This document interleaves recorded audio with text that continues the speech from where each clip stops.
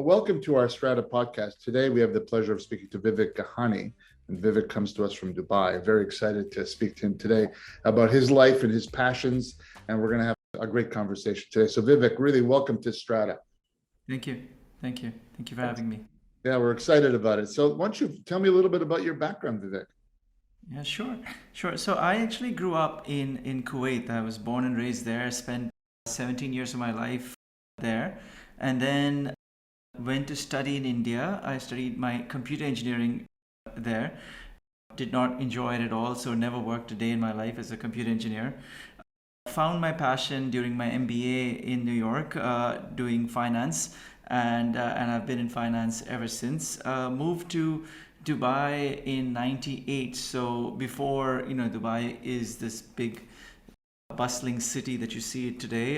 It was really a shadow of what it is today, and been in Dubai ever since. Yeah. So, tell me about your career path. So, once you completed your MBA, did you start directly into finance, and what was that path like to where you are today? So actually, during my MBA, I worked and studied as well. So I funded my own education. So I was working full time and studying and doing my MBA part time because they funded my schooling. So that was the best route for me to follow at the time. I was then working as a marketing analyst in New York at the time. But when I moved to Dubai in 1998, I moved to Merrill Lynch and started working here at Merrill Lynch. This is before DIFC was born and before there was such a big financial scene over here. There was only two or three private banks, and Merrill Lynch was the best one of them. I started my career in this industry at the very bottom. I started as a support staff to two bankers in Merrill Lynch and worked there for 2 years, and then moved on to ABN AMRO. Worked there for 7 years, where I started as an equity trader at night, a trader during the day, an investment advisor, a junior banker, and then eventually a banker. That in 2007 took me to Barclays, and I moved to Barclays in 2007, which was the last move I've made in my career. I started as a banker in 2007 and worked my way up towards being the head of the Asian segment business in Barclays by 2016. 2016, they sold the business of the Asia business of Barclays to Bank of Singapore. I then moved across with my team to Bank of Singapore in 2016, and as of the beginning of this year, I am now heading the business in Barclays, in Bank of Singapore in Dubai. Fantastic. What a lovely career. And I wonder if you could share with us the beauty of starting at the bottom, as you said, and now that you're at the pinnacle. Walk me through the journey of lessons from the time that you started. I think for me, content is king. So the fact that I started as support and as a trader, as an advisor. When I was a banker, I was able to correctly articulate the needs of every role to my clients. And today, I really do appreciate each and every person in the organization, what they do, what hardships they go through, what is their day like. When I talk to them, I say, you know what, I've been there. I know what you're going through, and this is what I did to manage my situation, and this is what worked for me. So I can really relate. I can empathize with the challenges that they face and relate to them. From their position, and not really from somebody who's never done that before and is just talking from, just from a guesstimate perspective. So I feel there's a huge value in doing the work on your in your career on your way up. Interesting. And what do you have any stories about perspective from somebody that you had to, as you manage them, you're obviously their superior, but any stories that come to mind about you being there and helping somebody through a situation and having that credibility that you could share with us? As a manager now, as a leader, I speak to many people. It might be a support staff and it might be a banker. The experience that comes to my mind is there is a phase in every banker's career, when you are really excelling. There's a real drive, and there's the wind beneath your wings almost, and there's so much business coming towards you, and and that, you can see the rainbow on the horizon, and you know that if you put all this business together, uh, you will really, really excel and dominate the field. But what, in my experience, what that also brings, and I see it now very often, is it brings a huge amount of impatience, and anxiety along with it. The anxiety to do a great job, but also to get it done quickly. And then, of course, the system is the system, and the system has its own, way of processing things. So what I notice is many bankers tend to get impatient, and that impatience causes them to get anxious and really lose composure. But it comes from a good place, because they really want to get things done quickly and not disappoint the client. And I also went through something very similar. And so when I speak to bankers, I talk to them about this phase that they're going through, and it's really the action. It's like, what brings you to what brought you here will not get you there. So really, it's a point of inflection and transformation that is required to to really be in the big league, and to really go from being an average banker to a superstar banker.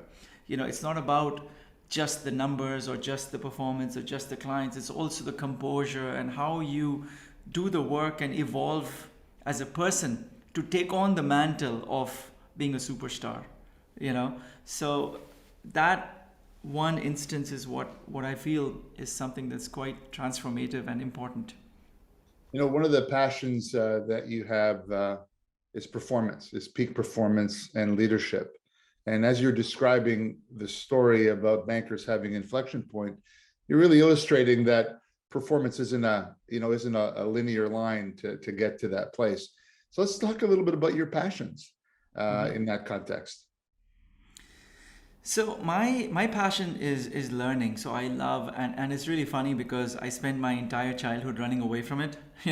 So I never wanted to learn, and we did as little as possible to go out and play something and kick the ball around, and later in life I find myself that I'm running towards learning. So I love to learn, I love to grow, and if I learn something today that transforms me, that is probably one of the most satisfying days for me. So I mean, those are my satisfying days.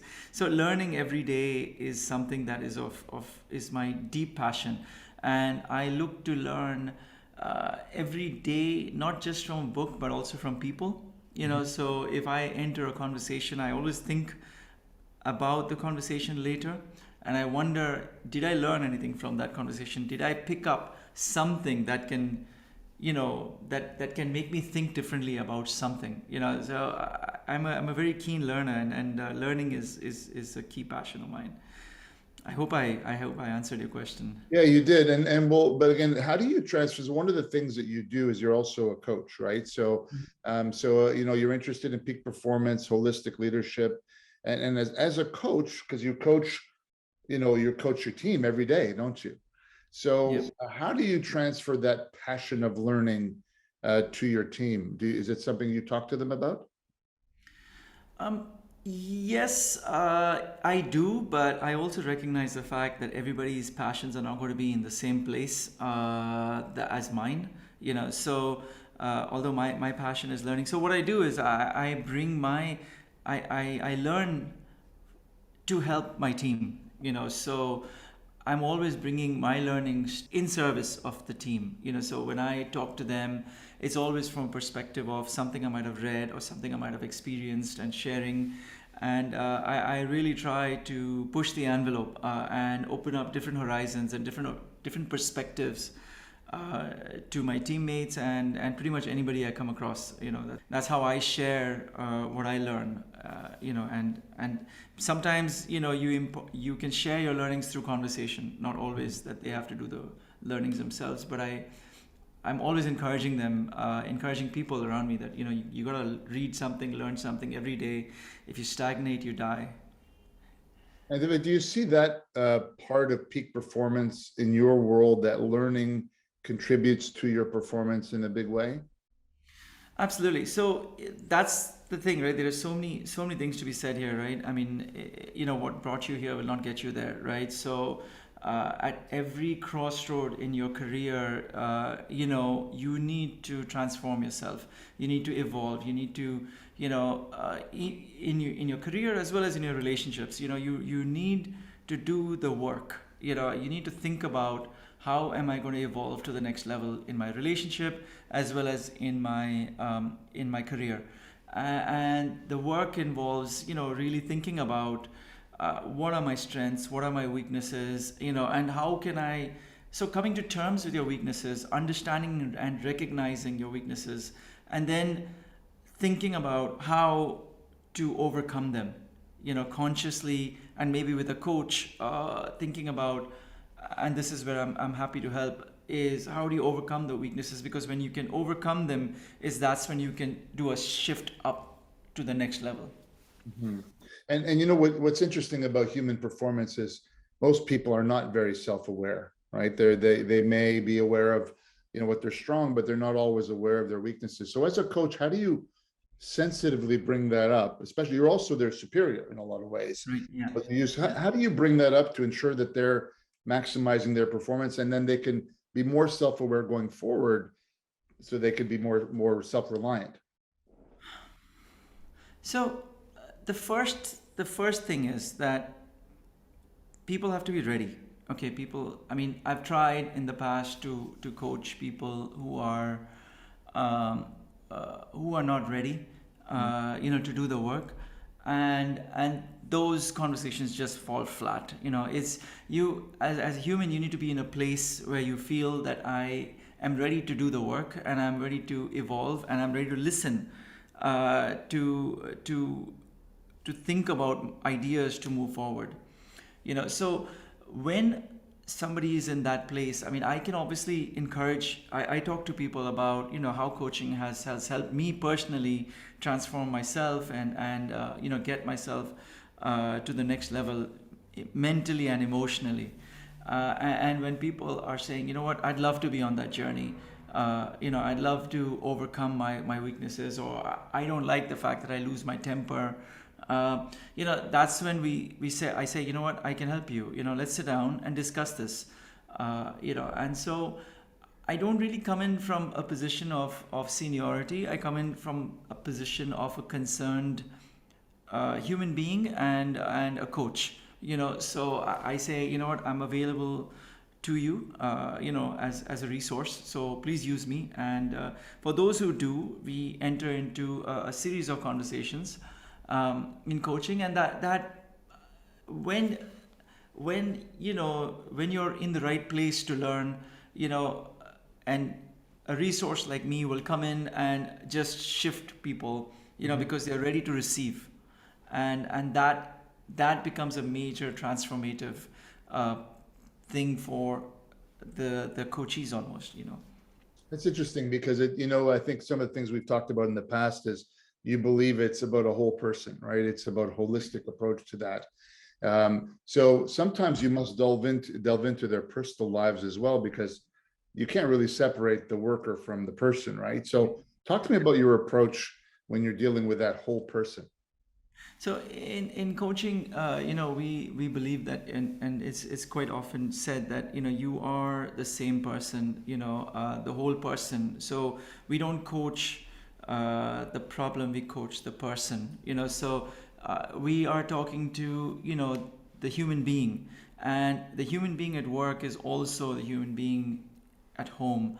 And when you can start to overcome your weaknesses, or your internal mental confusion and limit and cloudiness, when you start to overcome those humps, those speed breakers almost, that slow you down from being the best person you can be, you find that over time you start to become not just a better employee or a better person or more successful in your career, but you also start to become more successful in your personal relationships. You become a better parent, a spouse, a better a child of your parents, because you just become so much more self-aware and so much more focused on what brings joy to others and yourself, and that really is the whole person. So when I speak to somebody, it's really about the whole person, and that's why I was saying I don't come in from a position of seniority. I come in from a position of a concerned human and a coach. What's interesting is you've kind of described the servant leadership model ultimately, right? Which is, my job is to be there to serve you so that you can perform better for the organization. Right. How do you bring in that concept of servant leadership when you're dealing with your teams? Because sometimes you're coaching individuals, but you're also managing executive teams. So walk me through that process. So I love this concept of servant leadership, right? Because I totally believe in it. Historical corporate models were like, team, here's your targets, go out and do it, and if you can't do it, come and tell me why you can't do it, and be ready for a shitty bonus, and uh, right. Um, my personal approach towards leadership is completely the opposite, right? I spend the bulk of my time looking for problems, right? So I believe that at a human level, I can my team, if something's stopping them, then my individual coaching, with individual coaching, you can get them to be the best performers. If systematically something is stopping them, then I can fix the system, right? So I'm always, problem solving. I think myself as a problem solver in chief, not the leader of the organization. So I think of myself as, if I can solve these problems and kind of clear the pathway for these guys, and the team is at peak performance, then the business is at peak performance, and the numbers are just a byproduct. Numbers just come, once everything is working and flowing and there's a massive positive flow of energy, then the business and the numbers are a byproduct. And that's my belief.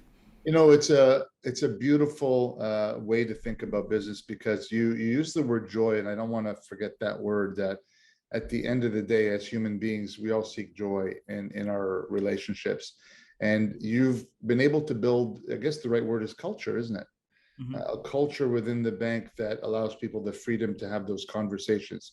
Now, walk me through, do you see those conversations happening between employees because of the work that you've set up in the culture, so that they're now supporting each other? Is it there yet? Is that where you want to go? Talk to me about that a little bit. So you started with the word joy. It's really weird.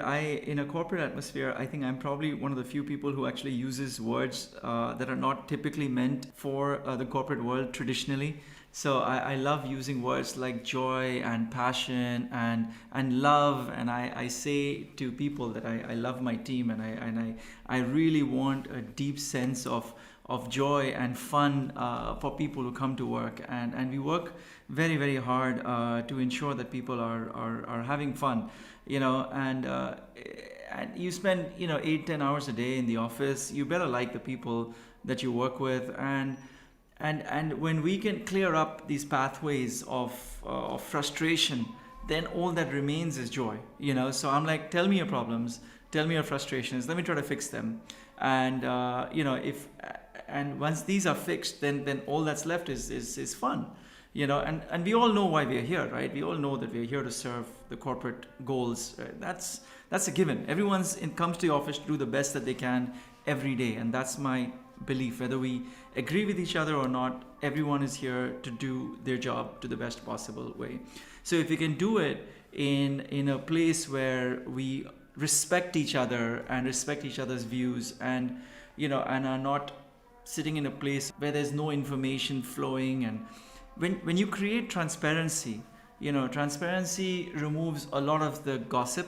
And once there is transparency of information and data, then people start to really relate to each other at a human level, you know and then the culture starts to flow, and the energy starts to flow, and people start having a good time. Wow, this is a great place to end our conversation today, because we really touched on the key things that kind of make you tick. The peak performance, the whole person in business and life, joy. and really building a culture of not only transparency, but ultimately performance, which is what you're paid to do, but you have a path, I'll call it a human path to success. And so we're going to be talking about that in several videos coming up that are going to allow you to kind of share some of your stories with the people that are interested in your stories. But I have one last question for you. Mhm. Where did you get that background? Yeah. So This cool. is yeah, this is my kids' room background. So we had somebody, an artist, come in and do this for us. And as you can see, I don't know if it shows here. It shows here family first, which is Yeah, and I love it. that's quite a that's the motto of our family. We're family first, you know. I So I love don't know it. if you can I see it. see Yeah, it. no, that's perfect. You know what? It's funny. It's family first, but it's people first in your business too. Yes, So absolutely. it's the people are the one that drive the performance, and you've got that focus, and you've got that family focus, and we're so excited to kind of share the next set of videos with the group. But this is the introduction of Vivek to the world, so we're excited about that. And Vivek, thanks for spending time with us today, and we'll look forward to Thanks so talking to you much. next video. Okay, talk soon. It's a good conversation. Thank you. Ladies and gentlemen, the camera